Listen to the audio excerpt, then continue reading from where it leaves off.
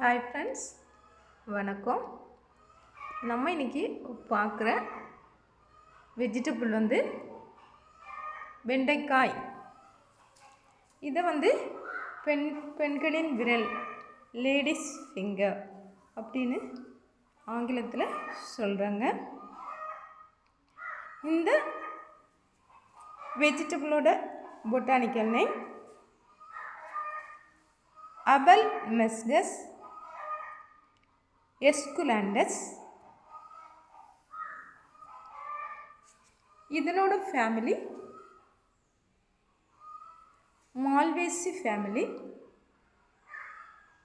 இந்த வெண்டைக்காயை நம்ம வெட்டிட்டு பார்த்தேன்னா இதுக்கு உள்ளால் அப்படியே நீல வாக்கில் விதைகள் இருக்கும். இந்த விதைகள் முதிரும்போது லைட் க்ரீன் கலரில் இருக்கும். இதுதான் அதனோட விதைகள்.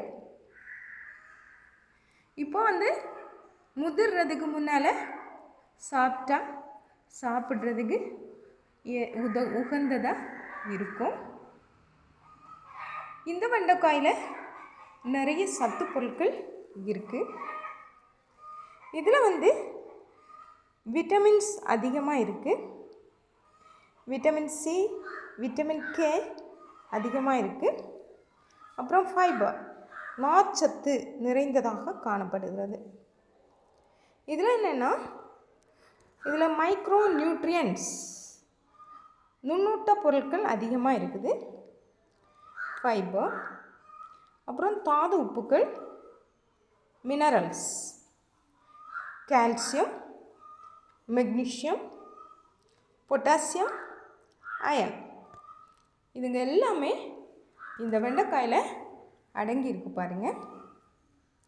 இந்த வெண்டைக்காயில் ஒரு வெண்டைக்காயை நம்ம எடுத்து சின்னதாக ரவுண்டாக கட் பண்ணி குளிர்ந்த தண்ணீர் அப்படின்னா காய்ச்சி நம்ம கொதிக்க வச்சு ஆறின தண்ணீரில் நம்ம என்ன செய்யணும்னா 1 டம்ளர் தண்ணி எடுத்து அதில் அந்த வெண்டைக்காய் பீஸ்களை போடணும்.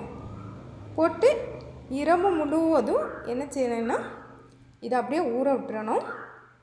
காலையில் நம்ம தூக்கம் எழும்புனதும் இதில் இருக்கக்கூடிய இந்த சாறு, அதாவது இதனுடைய ஜூஸ் இப்படியே இருக்கும் பாருங்கள். இதில் மியூக்கஸ் அப்படின்னு சொல்லக்கூடிய ஒரு கூட்டுப்பொருள், ஃபைபர் எல்லாம் கலந்த ஒரு கெமிக்கல் போல் உள்ள ஒரு வேதிப்பொருள் இருக்குது. இது நம்ம பிளட்டில் இருக்கக்கூடிய சுகரை கம்மி பண்ணக்கூடிய தன்மை இதுக்கு இருக்குது. அதாவது நீரிழிவு நிர்வகிக்க உதவுகிறது. நீரிழிவை நிர்வகிக்க இது உதவுகிறது. இது ஒரு இயற்கையான உணவு. அப்புறம் என்னென்னா, இதில் இருக்கக்கூடிய சேர்மங்கள், இதில் இருக்கக்கூடிய சேர்மங்கள் என்ன ஆகுதுன்னா இன்சுலின் குணத்திறனை அதிகரிக்கிறதுக்கு உதவுகிறது. அப்புறம் இதில் இது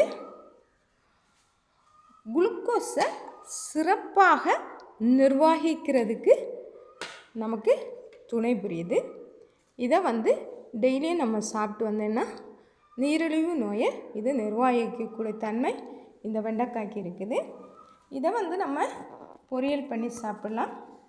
அப்புறமா சாம்பாரில் சேர்க்கலாம். அப்புறம் இதை தொக்கு வைக்கலாம். இப்படிலாம் நம்ம இந்த வெண்டைக்காயை உபயோகப்படுத்தணும். இப்படி நேச்சுரலாக கிடைக்கக்கூடிய இந்த உணவுப் பொருளை நம்ம பயன்படுத்துவோம். தேங்க்ஸ்.